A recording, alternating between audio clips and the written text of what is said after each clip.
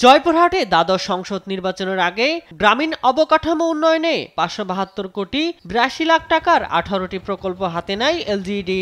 এর আওতায় 5টি উপজেলার শতাধিক গ্রামীণ সড়ক উন্নয়নের কাজ 2023 সালের সেপ্টেম্বরে শুরু হয় এবং এক বছরের মধ্যে শেষ হওয়ার কথা ছিল। কিন্তু কোনো সড়কে বালু খোয়া ঢেলে আবার কোথাও খোঁড়াখুড়ির মধ্যেই 5 আগস্ট পতন ঘটে আওয়ামী লীগ সরকারের। এরপর ঠিকাদাররা গা ঢাকা দিলে থেমে যায় কাজ। এতে ভাঙাচোরা সড়কে চলাচলে চরম ভোগান্তি পোহাতে হচ্ছে এলাকাবাসীকে। আমাদের রাস্তা আমরা তৈরি চাই, আমাদের ছেলেমেয়েরা স্কুলে যেতে পারে না, ময়লা পানি কাদু জমে থাকে, তাদের পা এলে ময়লা পানি বললে তো পচা ঘা হয়ে যাবে, নোংরা হয়ে যাবে, ছেলেপল স্কুলে যেতে পারে না। আমাদের রাস্তা আমরা তৈরি চাই। গাড়ি ঘোড়ার সমস্যা হয়, রাস্তা গাড়ি উল্টে পড়ে, আমরা গাড়ি নিতে পারি না, খুবই সমস্যা আমাদের। আওয়ামী সরকার পালায়নের পর ঠিকাদার প্রতিষ্ঠানও পালিয়ে যায়, যার ফলে আমাদের এই রাস্তা দিয়ে প্রতিদিন প্রায় লক্ষাধিক মানুষের চলাচলের অনেক ভোগান্তি হচ্ছে। এই সামনে ভালো, আবার কিছু দূর রাস্তা ভাঙ্গা, এখানে আমাদের চলাফেরা খুবই কষ্টকর।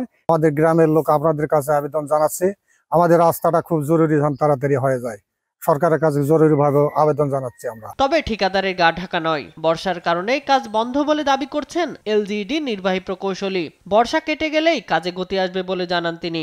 বর্ষাকাল জয়পুরহাটে প্রচুর বৃষ্টি হচ্ছে, প্রতিনিয়ত বৃষ্টি হচ্ছে। বৃষ্টির মধ্যে কার্পেটিং এর কাজ আপাতত বন্ধ আছে।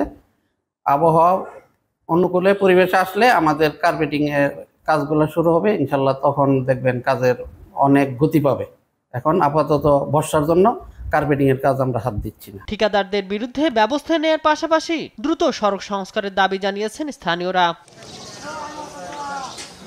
শামীম হোসেন, নিউজ ডেস্ক, দেশ টিভি।